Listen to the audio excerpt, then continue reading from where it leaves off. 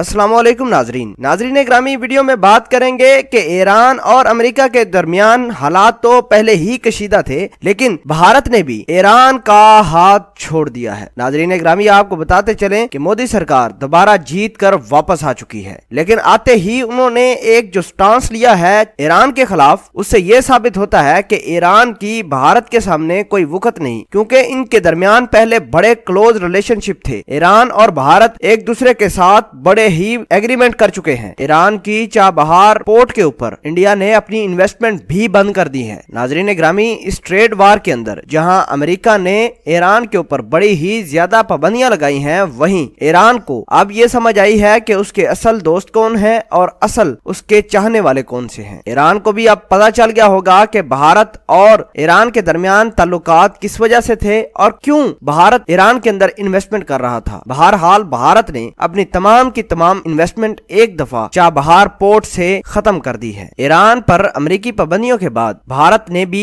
Iran से तेल की दरामदात बंद कर दी है। आपको आगाह करते चलें कि अमेरिका में भारतीय सफीर हर्षवर्धन का कहना था कि भारत ने ईरान से तेल की दरामद रोक दी है। भारतीय सफीर बराए अमेरिका हर्षवर्धन का कहना था कि भारत पहले ही ईरानी तेल की दरामद में गैर मामूली कमी ला चुका था, ताहम अमेरिकी पाबंदियों के बाद ईरान से तेल की दरामद नहीं की। उन्होंने बताया कि अप्रैल में ईरान से तेल की दरामद का हुजम सिर्फ 10 लाख टन था, जबकि अमेरिकी इत्तेहादी के तौर पर वेनेजुएला से भी तेल दरामद नहीं कर रहे। भारतीय सफीर का इस हवाले से मजीद कहना था कि अमेरिकी फैसले से भारत को परेशानी का सामना जरूर है, क्योंकि भारत अपनी जरूरियात का 10% ईरानी तेल से पूरा करता है। उन्होंने कहा कि हम ईरान अमेरिका मसले पर बतौर थर्ड पार्टी सूरत हाल का जायजा ले रहे हैं। वाज़ेह रहे कि इससे कबल अमेरिका की जानब से ईरानी तेल की दरामदात पर पाबंदी के बाद तुर्की ने ईरानी तेल के लिए अपनी बंदरगाह भी बंद कर दी थी। इस बंदिश के नतीजे में तुर्की की माशत पर क्या